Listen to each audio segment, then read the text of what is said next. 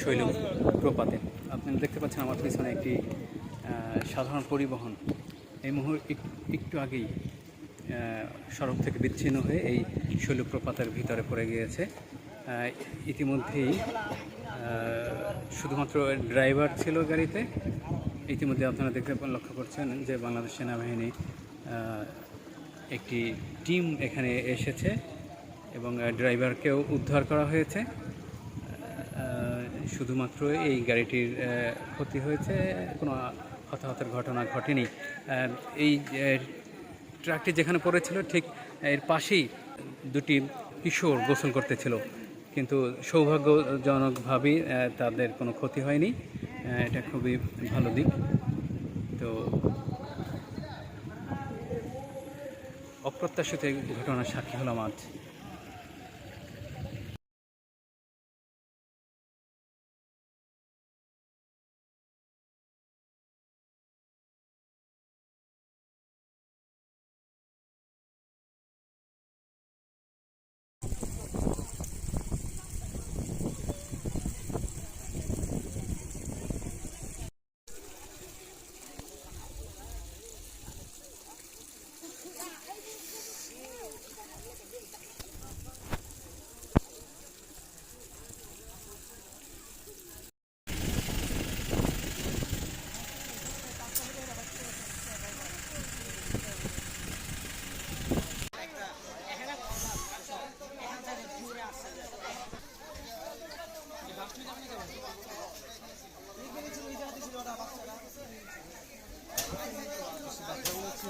আল্লাহ মাফ করো।